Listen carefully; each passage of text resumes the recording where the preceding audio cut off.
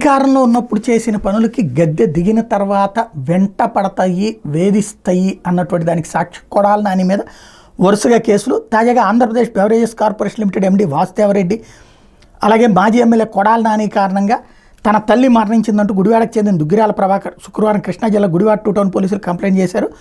Beverages corporation limited liquor గోదావని నా తల్లి దుగ్గిరాల సీతామహాలక్ష్మి పేరును 2011లో రిజిస్టర్ టెండర్లో పొందాం. జగన్ ప్రభుత్వం వచ్చాక మా లీజ్ అగ్రిమెంట్ పూర్తి కాకుండా బెదిరించి గోడౌన్ని ఖాళీ చేయించారు.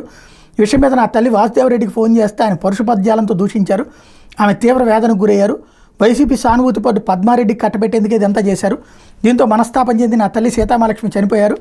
ఆ మృతికి గుడివాడ ఎమ్మెల్యే కొడాలి నాని, అప్పటి ఉమ్మడి కృష్ణా జిల్లా జేసీ మాధవీలతారెడ్డి, పద్మారెడ్డి, వైకాపా నేతలు దుక్కిపాటి శశిభూషణ్, కసుకుర్తి జనార్దన్ అలియాస్ గొడ్లవల్లేరు బాబ్జీ, పాలడుగు రాంప్రసాద్ల బెదిరింపులే కారణమని చెప్పారు. గ్రామీణ ప్రాంతంలో గోదాముకి మెట్రోపాలిటన్ సిటీ రేట్ ఇచ్చి ప్రభుత్వ సొమ్మును దోచుకుంటున్నారని కార్పొరేషన్ మీద ఫిర్యాదు చేశారు. ఇందులో క్రిమినల్ కేసు పెట్టినా చెల్లుబాటు కాదు.